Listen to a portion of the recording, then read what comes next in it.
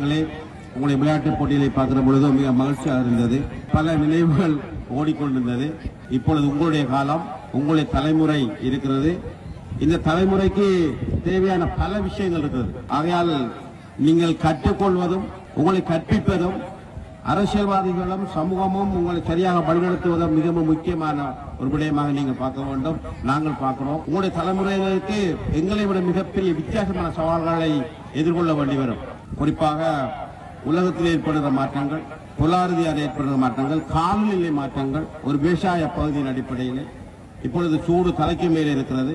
இதே போன்ற மழை எதிர்காலத்திலே தட்டுப்படுகிற பொழுது விவசாயிகள் பாதிக்கப்பட்டால் அதிலே நாங்கள் வாழ வேண்டும். அந்த அடிப்படையில் பல சவால்களை எதிர்கொள்ளக்கூடிய இடையிலே நீங்கள் சிந்திக்க வேண்டும். அரசாங்கமும் உங்களுக்கு தெரியும், நாட்டை பொறுப்பேற்ற ஜனாதிபதி அவர்கள் இப்பொழுது அடிக்கடி பேசிக் கொண்டிருக்கிறார்.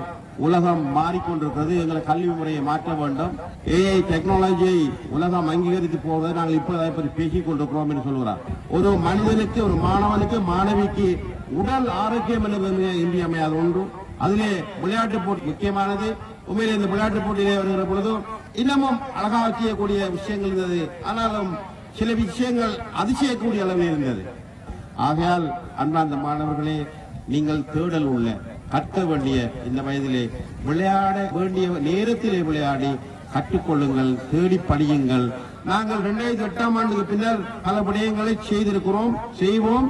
இப்பொழுது நாங்கள் வெளியே வந்த நேரம் என்பது உண்மையிலே சிக்கலான நேரம். பொருளாதார பின்னடைவு, சமூக பிரச்சனை என்று பல சிக்கல்கள் வந்திருக்கிறது. ஆகையால் இப்பொழுது சூழலை மாற்றி அமைத்துக் கொண்டு எதிர்காலத்திலே நீங்கள் கேட்டு நின்ற பழைய கட்டிடங்களை உடைக்க வேண்டும், அழகான மதுகளை இட வேண்டும். நான் சொன்னேன், உலக மாற்றத்தை சவால்களை வெல்லக்கூடிய மாணவர்கள் உருவாக்குவான உள்கட்டுமானத்தை நாங்கள் கொண்டு வர வேண்டும் என்பதுதான் எங்களுடைய இலக்காக இருக்கிறது. ஒரு உறுதியான திட்டமிடலோடு பயணிப்பதற்கு நாம் எல்லோரும் உண்டாக்கியது பாடுபடுவோம் என கூறி என்னை இந்த நிகழ்வுக்கு அழைத்தமைக்கு நன்றி கூறுவதோடு அனைவருக்கும் சொல்லி முடித்துக் கொள்கிறேன். நன்றி, வணக்கம்.